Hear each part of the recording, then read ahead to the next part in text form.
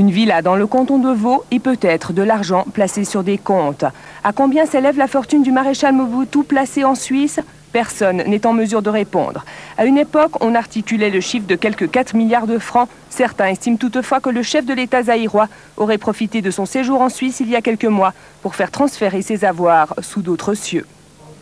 Mais au vu de la situation régnante actuellement au Zaïre et suite à des demandes inofficielles, le Conseil fédéral a pris position sur un éventuel gel de ses avoirs. Le gouvernement n'interviendra pas étant juridiquement dans l'impossibilité de le faire.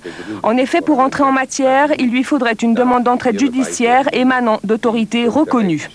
Mobutu Sese Seko étant encore chef de l'État, aucune demande ne peut donc provenir de son pays. Le Conseil fédéral suit bien sûr l'évolution de la situation au Zaïre.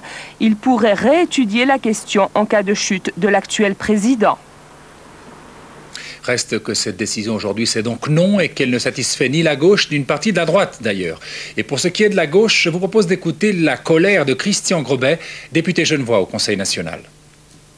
Écoutez, je déplore vivement cette décision du Conseil fédéral car je considère que la situation des avoirs de Mobutu en Suisse est extrêmement grave. On parle d'une somme de 3 ou 4 milliards qu'il a évidemment pillé dans son pays, qui ont été placés dans notre pays. J'estime que notre pays porte une responsabilité directe face au peuple congolais pour que celui-ci puisse récupérer cette fortune qui lui a été soustraite, qui lui a été finalement volée par un homme que même le gouvernement des États-Unis aujourd'hui qualifie de dictateur. Je considère que les raisons du Conseil fédéral sont très mauvaises. De dire qu'il n'y a pas eu de demande d'assistance judiciaire, évidemment que ce n'est pas le gouvernement de M. Mobutu qui va demander l'assistance judiciaire au gouvernement suisse.